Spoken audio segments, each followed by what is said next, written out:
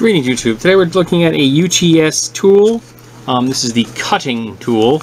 And it's saying paracord handle knife with fire starter. So this is what we end up with here. Get rid of that. This is what we end up with. And it's pretty compact, which is a nice touch.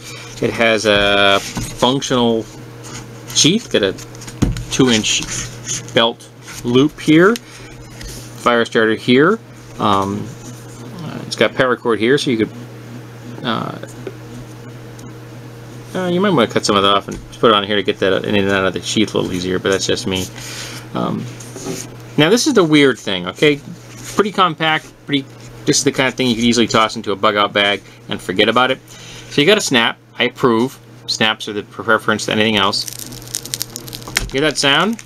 Because there's also mysteriously a Velcro in there. That's one of the first things I would do if I was going to carry that, is lose the Velcro. So we take the knife out and we take the fire starter out. So it's your pretty standard ferrocerium rod. Nothing all that exciting. The whole rod, this is not all ferrocerium rod. The rod is actually just that little insert here.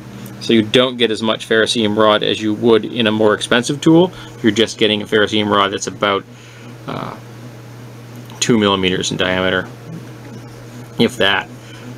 So yeah, so it's the edge here is crisp enough that you could probably strike it here if you wanted to.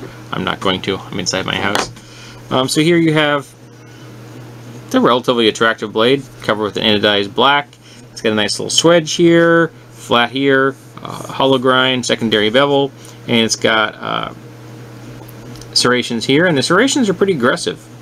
Serrations are a 1-2-1-2 style serration. Pretty aggressive, so you get your cutting something difficult, that's what you start with. And get out of the box with a usable edge, nothing to write home about. I like the scale, the size overall is it's a good size, I think, for a general purpose bushcraft knife. The blade is not overly thick. This would not be my preference for a first choice if I were going to be carrying a knife, but again, put into a bug out bag or in your truck cab or something, or throw it into a backpack that you carry a lot, this could be a nice secondary fixed blade option. I believe this is a hollow, so there's probably a slot in there, and the paracord is that looks like it may be actual paracord. That would be nice if it were actual paracord. The paracord gives the grip some comfort.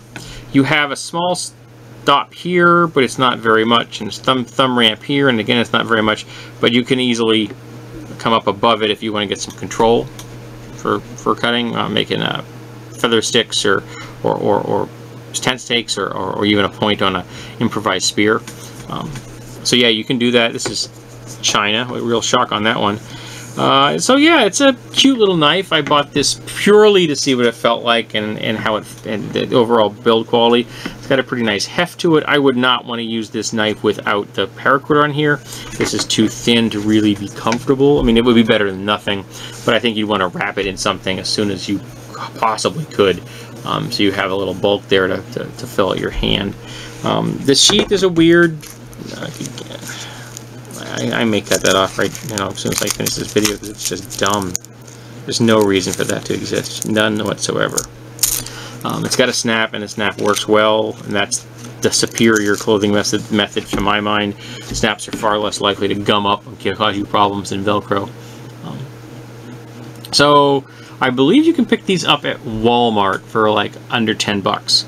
So if you're interested in having a backup weapon, or you're just getting into camping or something and you want a small knife to carry with you along with, say, a saw, I recommend a saw and knife combination as opposed to a saw and a hatchet. Hatchets can be very dangerous if you do not know what you're doing. Wounds from hatchets are really easy to acquire. So yeah, saws are much safer, and it can do almost everything a hatchet can. And this is probably long enough you might be able to do some light batoning with it, now that I think about it. So yeah, you might be able to do that as well. So it's not a bad quality blade. It's not what I would call my first option. I like the fact that it's got a bright color. That's useful in a camping environment or a survival environment, you can find your blade. It comes with a ferrocerium rod, even though it's an undersized rod. They don't tell you that on the packaging, and it gives you the definite impression from the way it's in the sheath that is the diameter of the ferrocerium rod, when in actuality it's just this insert. So that's a little slightly sleazy, but you know, it's a $10 knife. So I don't know, you get what you pay for, right? But then again, the Kershaw hot wire was $10 and it's an awesome blade, so I can't tell you why people do what they do. So there you go. This has been the UTS cutting tool, Paracord FS 4.0.